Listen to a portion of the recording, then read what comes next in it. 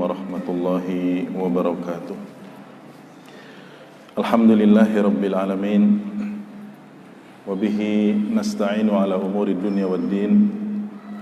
Wassalatu wassalamu ala ashrafil anbiya'i wal mursalin, Nabiyyina Muhammadin wa ala alihi wa ashabihi ajma'in, wa man tabi'ahum bi ihsanin ila yaumiddin, amma ba'd. Ma'asyiral muslimin, para pemirsa yang dimuliakan oleh Allah Subhanahu wa taala. Alhamdulillahi rabbil alamin. Pada sore hari ini ba'da asar menjelang maghrib insyaallah, dan ini adalah hari yang ke-27 Ramadan 1441 Hijriah, bertepatan 20 Mei 2020. Kita akan kembali melanjutkan pembahasan kitab Al-Fawaidul Manthurah, yaitu faidah-faidah ilmu yang bertebaran atau berserakan, karya Syekh Profesor Dr. Abdul Razak bin Abdul Muhsin Al-Badr. Dan pada kesempatan sore hari ini, para pemirsa rahimakumullah, kita akan bahas satu materi yang beliau sampaikan dengan judul Haqiqatut Tawakkul. Haqiqatu at-tawakkuli, hakikat bertawakal kepada Allah Azza wa Jalla. Para pemirsa rahimani wa rahimakumullah, sesungguhnya bertawakal atau berserah diri atau menyandarkan segala urusan kita kepada Allah Subhanahu wa taala, dan beriktimad, yaitu sepenuhnya kita sandarkan dan kita serahkan segala urusan kita, baik dalam mencari kenikmatan-kenikmatan ataupun dalam menolak segala madarat. Ini merupakan maqamun azim, ini merupakan satu derajat yang sangat agung dan sangat besar, dari maqamat ad-dinil jaliyah, dari derajat-derajat dalam ibadah dalam beragama Islam ini. Bahkan ini merupakan satu faridah, satu kewajiban yang agung, yang setiap kita, setiap muslim wajib mengikhlaskan tawakal kita kepada Allah Azza wa Jalla. Karena tawakal adalah ibadah qalbiyah, yang paling penting atau diantara yang terpenting, yang dengan tawakal yang benar seseorang akan melahirkan amal-amal saleh yang ikhlas dan ketaatan-ketaatan yang berkualitas. Karena seseorang apabila menyandarkan hatinya kepada Allah Subhanahu wa taala dalam segala urusan, baik urusan agama ataupun urusan dunia, kepada Allah saja, tidak kepada yang lain-lainnya, maka ikhlasnya akan sahih, keikhlasannya akan benar, dan muamalah kepada Allahnya semakin baik, dan keyakinannya semakin bertambah kepada Allah Tabaraka wa Ta'ala. Kemudian para pemirsa rahimani wa rahimakumullah, selain ini merupakan ibadah yang besar derajatnya di sisi Allah, ternyata Allah pun perintahkan kita semua untuk bertawakal kepadanya dalam berbagai macam atau beberapa ayat Al-Quran, dan juga diperintahkan oleh Nabi-Nya sallallahu alaihi wasallam.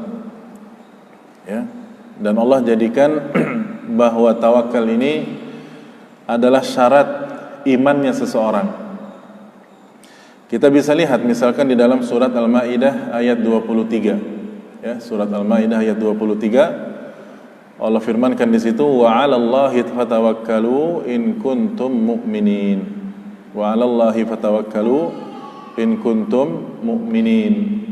Dan kepada Allah lah kalian semua bertawakal, menyandarkan segala urusan, in kuntum mu'minin, jika kalian memang beriman kepada Allah Subhanahu wa taala. Juga di dalam surat Yunus ayat 84 Allah Subhanahu wa taala berfirman juga, wa qala Musa ya qaumi in kuntum amantum billahi fa alaihi tawakkalu in kuntum muslimin. Ya, dan Musa berkata kepada kaumnya, ya qaumi, wahai kaumku, in kuntum amantum billah, jika kalian memang benar-benar beriman kepada Allah, fa alaihi tawakkalu, kepada Allah lah kalian tawakal, berserah diri, menyandarkan segala urusan kalian. In kuntum muslimin, jika kalian memang muslimin, ya, Islam, berserah diri kepada Allah Subhanahu wa taala. Jadi dari dua ayat tadi, para pemirsa rahimani wa rahimakumullah, dalam surat Al-Maidah ayat 23 dan Yunus ayat 84, di sini Allah jadikan dalil atau petunjuk sahnya iman dan Islam seseorang itu adalah apabila dia bertawakal kepada Allah Subhanahu wa taala. Dan tentunya semakin kuat iman seseorang, maka secara otomatis tawakalnya pun semakin kuat kepada Allah Subhanahu wa taala. Dan sebaliknya, apabila lemah iman seseorang, ya berarti lemah pula tawakal dia kepada Allah Subhanahu wa taala. Ya, karena satu sama lainnya saling berkaitan. Ya, disebutkan di dalam kitab, fa idza kana tawakkulu dha'ifan kana dalilan ala dha'fil iman.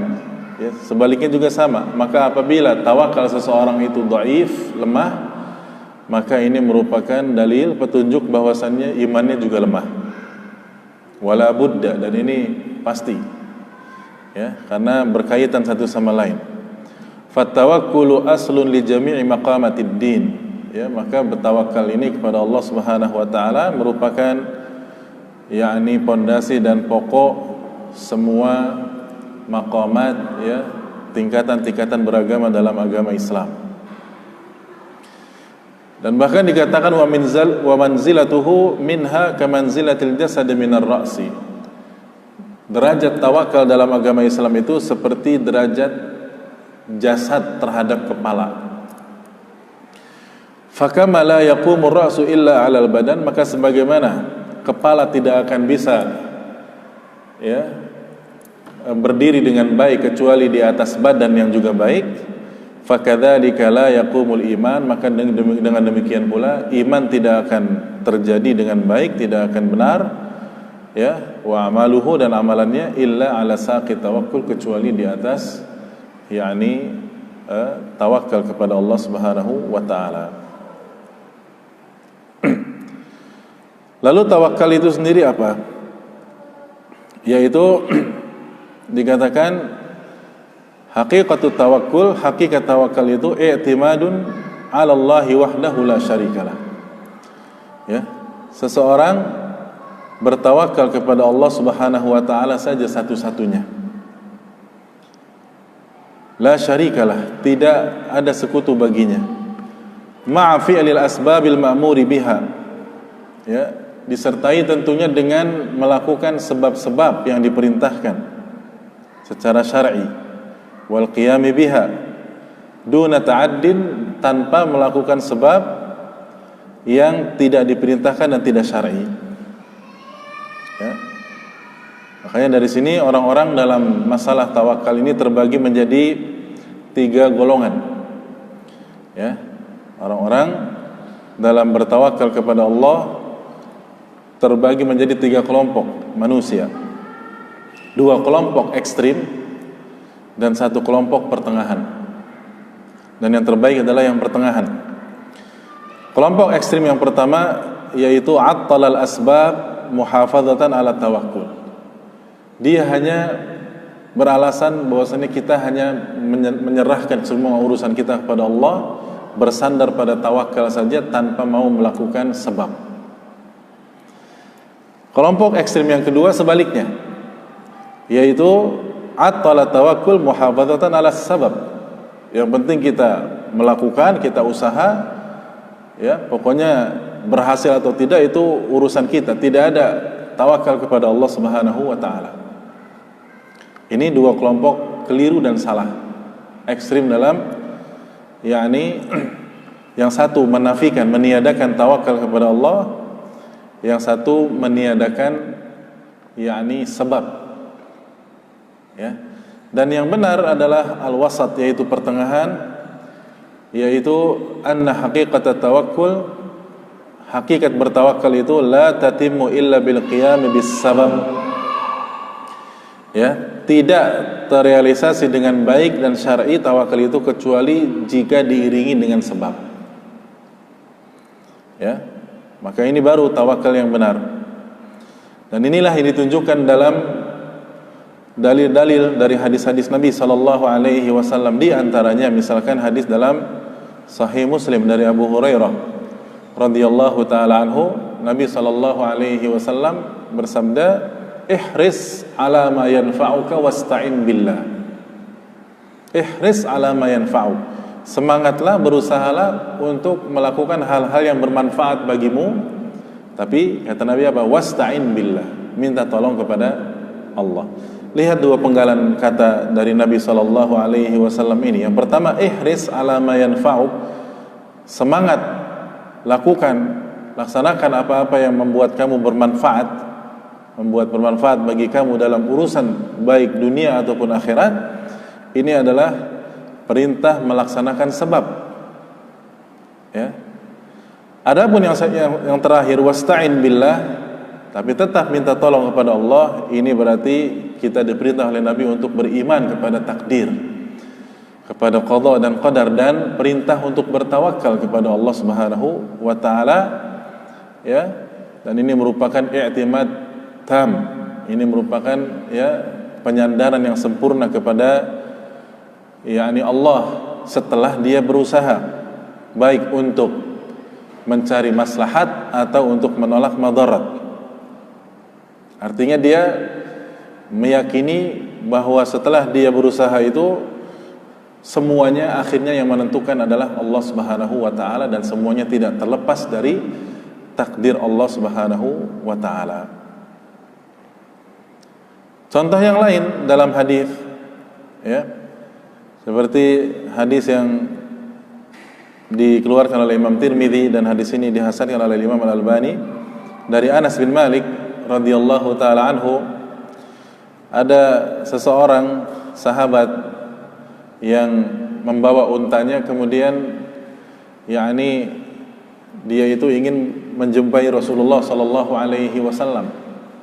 Untanya mau ditinggal, tapi dia bertanya dulu, ya, sebelum dia ingin berbicara dan berbincang-bincang dengan Rasulullah sallallahu alaihi wasallam, dia bertanya dulu kepada Nabi, ya Rasulullah, aqiluha wa atawakkal au utliquha wa atawakkal. Ya Rasulullah, apakah saya ikat dulu terus saya bertawakal sama Allah, atau saya biarkan saja dan saya tetap tawakal kepada Allah? Apa kata Nabi? Ya, iqilha wa tawakkal, ikat dulu terus tawakal. Perkara nanti hilang unta kamu, ya, ini tambahan dari saya, atau misalkan tetap ada, yang penting sudah ada usaha, yaitu diapakan? Diikat. Ya, kalau zaman kitanya sekarang kita naik motor, ya, motor mau kajian atau mau apa, taruh di tempat parkir, apakah kita biarkan saja, bahkan dengan kunci yang tergantung, bahkan dengan mesin yang menyala, atau kita kunci, bahkan kunci stang, bahkan kunci rodanya, baru kita tawakal?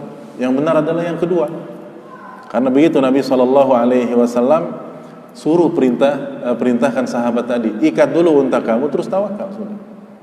Karena itulah tawakal yang benar, yaitu ada usaha dulu, baru serahkan hasil usaha kita kepada yang membuat sebab dan peristiwa, yaitu Allah Subhanahu wa taala. Nah, dikatakan oleh Syekh Profesor Dr. Abdul Razzaq bin Abdul Muhsin Al-Badr, fa arsyada sallallahu alaihi wasallam, dari hadis tadi Nabi sallallahu alaihi wasallam, ya, tunjukkan sahabat tersebut ilal jam'i bainal amrain, untuk melakukan dua perkara, yaitu yang pertama fi'lus sabab, melakukan sebab, ya, dan yang kedua wal i'timadi 'ala Allah, baru bersandar, bertawakal kepada Allah Subhanahu wa taala. Perhatikan pula para pemirsa rahimakumullah, hadis berikutnya lagi, ya, hadis Umar bin Khattab dalam Jami' Tirmidzi juga, dan hadis ini sahih. Nabi sallallahu alaihi wasallam bersabda, "Lau annakum kuntum tatawakkaluna 'ala Allahi haqqa tawakkulihi la razaqakum kama yurzaqut thair taghdu khimasan wa taruhu bitanan." Seandainya kalian, ya, benar-benar tawakal kalian kepada Allah Subhanahu wa taala dengan sebenar-benarnya tawakal, ya, niscaya kalian akan diberikan rezeki oleh Allah Subhanahu wa taala. Ibarat kata Nabi sallallahu alaihi wasallam, kama yurzaqut thair, seperti Allah memberikan rezeki kepada burung, yaitu tagdu khimasan wa taruhu bitanan. Burung ini setiap pagi berangkat pergi dalam perut kosong, ya. Ngapain burung pergi? Berusaha mencari makan. Sehingga taruhu di sore hari balik ke sangkarnya bitanan dalam keadaan perut kenyang, penuh temboloknya. Artinya burung saja faham bahwa tawakal yang benar itu ada usaha. Karena memang burung ini hewan yang fitrahnya, ya, tidak berakal tapi diberikan fitrah oleh Allah Subhanahu wa taala. Di sini Nabi sallallahu alaihi wasallam juga sebutkan dua perkara, yaitu tentang gudubut thair, ya, berangkatnya burung sejak ba'da subuh, berterbangan kemana-mana, memberi makan untuk dirinya dan untuk anak-anaknya. Wa huwa dhahabuha fis sabahil bakir, berangkatnya sejak pagi hari. Wa huwa sa'yu fit talab bir rizqi, dan ini adalah usaha mencari rezeki, wa tahsilihi, ya, sehingga Allah pun kasih rezeki. Wa taruhu bitanan, dan sore harinya, ya, Allah sudah penuhi, ya, Allah sudah penuhkan tembolok dan perut burung tersebut dengan berbagai macam makanan dan bahkan untuk anak-anaknya juga. Jadi ini tawakal yang benar. Kata Nabi SAW, "Lau annakum tawakkaluna 'ala Allah haqqa tawakkuli." Seandainya kalian bertawakal kepada Allah dengan sebenar-benarnya tawakal, maka rezeki tidak akan lepas, ya. Juga ada satu riwayat tentang sebab nuzulnya, sebab turunnya ayat dalam surat Al-Baqarah ayat 197 yang berbunyi firman Allah, wa tazawwadu fa inna khairaz zadit taqwa, dan berbekallah kalian, dan sungguh sebaik-baik bekal adalah takwa, ya. Maka ada satu riwayat dari Ibnu Abbas radhiyallahu anhuma, ya, tentang sebab turunnya ayat ini. Beliau mengatakan, kana ahlul yamani yahujjuna wa la yatazawwadun. Dulunya itu tentang ayat ini, ada sebagian sahabat ahlul Yaman, orang-orang Yaman, mereka kalau berangkat haji tidak pernah bawa bekal.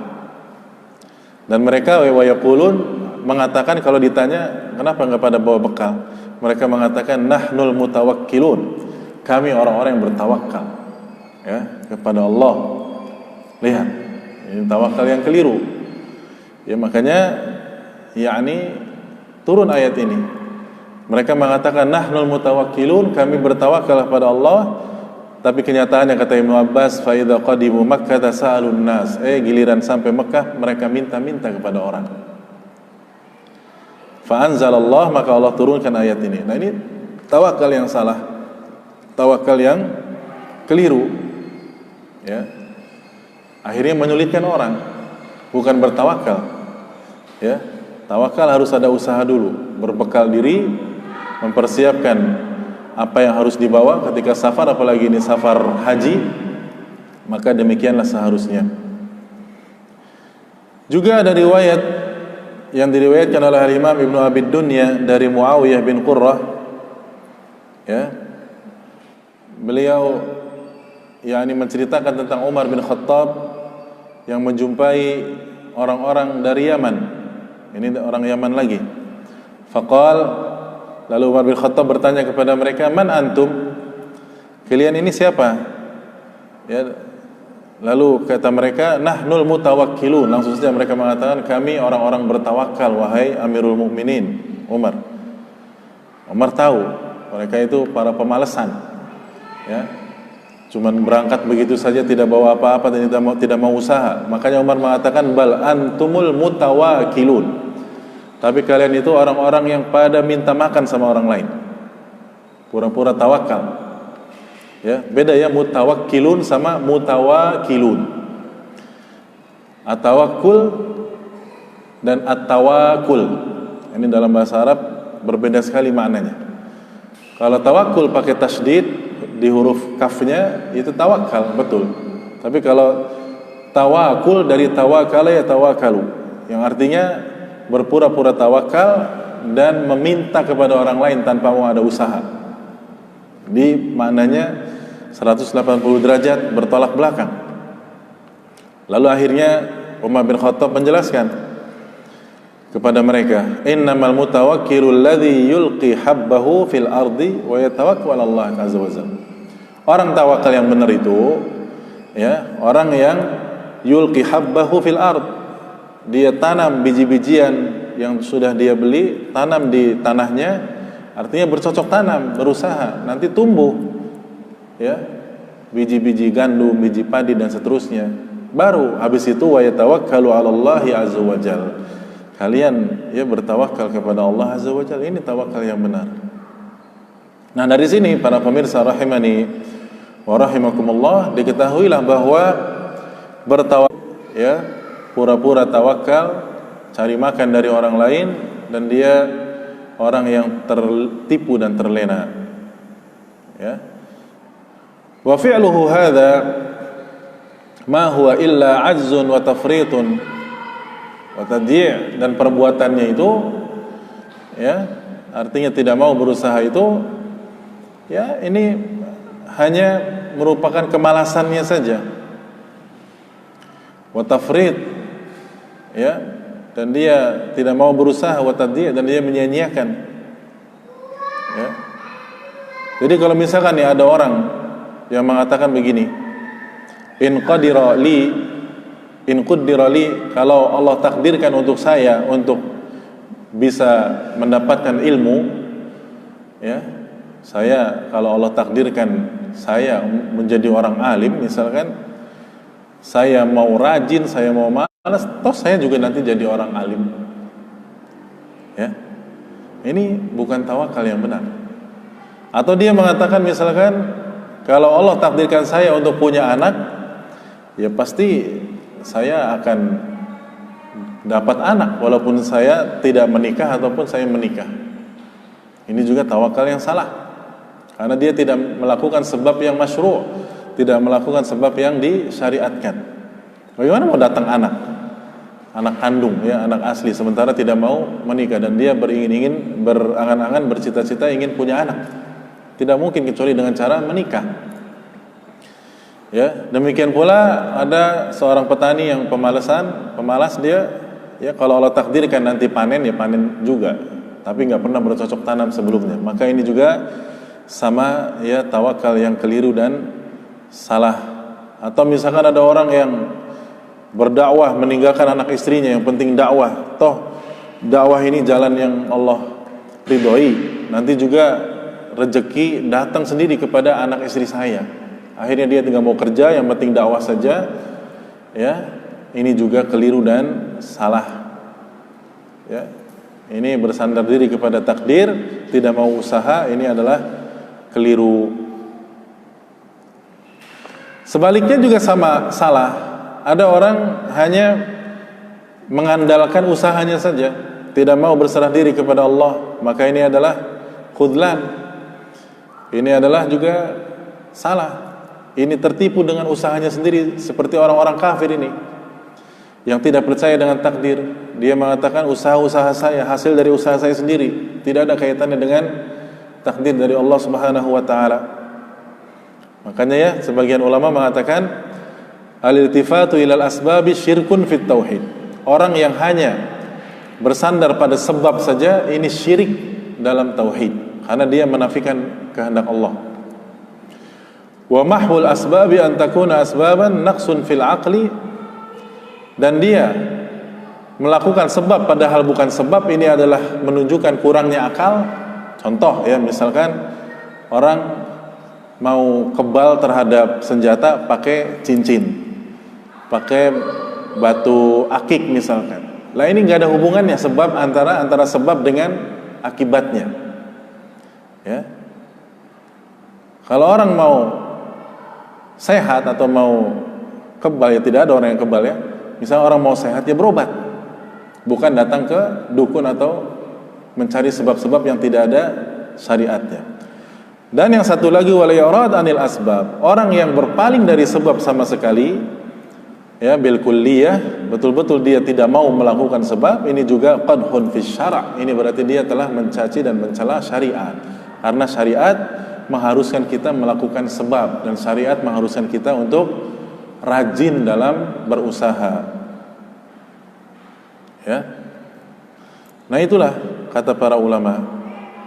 Nah berkaitan dengan masa kita di akhir-akhir ini ya, orang pada lockdown ya, pada ya ini macam-macam. Ini orang terbagi menjadi 3. Ya, coba antum perhatikan di masa ini ada orang menjadi 3. Ada yang ya tidak mau melakukan sebab. Udah dia bilangnya apa? Saya nggak takut corona, saya nggak takut virus apa itu, saya cuma takut pada Allah. Ini sama saja dia menafikan, meniadakan sebab. Sebab supaya kita tidak kena penyakit dijelaskan oleh para ahli, yaitu apa? Misalkan yang pakai masker, cuci tangan, terus social distancing atau physical distancing, dan lockdown di rumah. Itu sebab-sebab yang ada kaitannya supaya kita terhindar dari penyakit. Tetap habis kita melakukan sebab, kita bertawakal kepada Allah.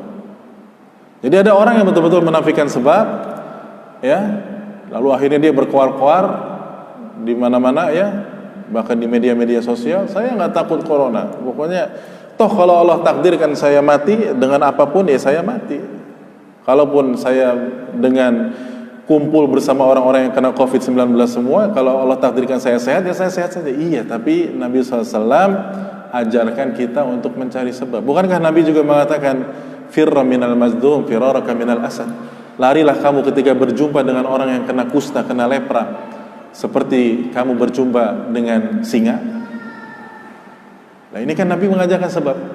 Memang penyakit datangnya dari Allah, Allah yang menetapkan orang sakit atau tidak. Tapi ingat, kita juga harus ya melakukan sebab. Sebagian orang yang sebaliknya ada, ya, yaitu justru dia itu takut terhadap penyakit, ya. Artinya dia melakukan sebab, ya, tidak bertawakal pada Allah, sehingga kemana-mana itu, ya, dia pakai masker terus, ya, bahkan nggak mau mendekati istrinya, bahkan di rumah takut, dan dia lupa bahwasanya yang menciptakan penyakit itu dan menghilangkannya juga adalah Allah Subhanahu wa taala. Maka yang benar dalam masalah ini adalah wasat, pertengahan. Kita tetap melakukan sebab-sebab syar'i, protokol kesehatan dalam menghadapi pandemi ini kita laksanakan sudah, dan habis itu sudah kita tawakal pada Allah. Kalau sehat ya alhamdulillah, kalau kita tetap mati-mati juga kena corona ya memang sudah takdirnya, toh kita sudah melakukan sebab. Nah itu di situ, ya. Karena ada sebagian orang yang ekstrim, ya, terlalu kanan, terlalu kiri. Ini juga salah. Terlalu kanan itu tadi, nggak takut corona, saya cuma takut Allah. Ya memang kita harus takut Allah, tapi harus Allah pun mengajarkan kita melakukan apa? Sebab. Ada yang, waduh, melakukan sebab terus, sebab. Lupa kalau yang menurunkan penyakit dan mengangkat penyakit kembali itu hanya Allah Subhanahu wa taala. Sehingga kemana-mana takut, ya. Sehingga kebetulan ada perintah dari waliul amri, dari pemerintah daerahnya, ya, untuk nggak boleh sholat jamaah, nggak boleh sholat tarawih, nggak boleh. Wah kebetulan sudah, ya, sudah memang dalam kondisi sehat saja tidak pernah jamaah, ya, ditambah ada itu, tambah alasan saja, ya. Maka ini keliru. Yang benar adalah kita tetap melakukan sebab, usaha, kemudian selanjutnya kita bertawakal kepada Allah Subhanahu wa ta'ala. Inilah sifat orang-orang beriman yang benar, yang pertengahan ini. Dan ini sudah Allah isyaratkan dalam surat Al-Anfal ayat yang kedua. Allah berfirman, innamal mu'minuna alladzina idza dzukirallahu wajilat qulubuhum. Sesungguhnya orang-orang beriman itu yang benar itu, yang sejati itu, apabila disebut nama Allah hati mereka bergetar. Wa idza tuliyat alaihim ayatuhu zadathum imana. Dan apabila dibacakan kepada mereka ayat-ayat Allah, iman mereka bertambah. Dan akhirnya apa kata Allah? Wa ala rabbihim yatawakkalun. Dan kepada Allah lah, kepada Rabb mereka bertawakal, ya, berserah diri dan bersandar kepada Allah Azza wa Jalla. Nah, itulah para pemirsa rahimani wa rahimakumullah yang bisa kami sampaikan untuk kesempatan sore hari ini, ya, pembahasan kitab Al-Fawaidul Manthurah, dan insyaallah ya kita lanjutkan lagi pada kesempatan yang akan datang, yakni selama himbauan dan anjuran untuk lockdown masih diperpanjang, ya, artinya selama belum ada kajian-kajian secara offline di masjid-masjid, maka kita akan terus lanjutkan ini, ya, insyaallah. Dan insyaallah nanti 2 hari ke depan, ya, hari Jumat sore juga kita akan bahas tentang ahaditsus siyam yang terakhir di bulan Ramadan insyaallah, yaitu tanggal 29 Ramadan biiznillah. Ya. Sampai di sini para pemirsa rahimakumullah, dan atas segala kekurangan mohon maaf sebesar-besarnya. Wassallallahu ala nabiyyina Muhammadin wa ala alihi wa ashabihi ajma'in. Subhanakallahumma bihamdika asyhadu an la ilaha illa anta astaghfiruka wa atubu ilaik. Wassalamualaikum warahmatullahi wabarakatuh.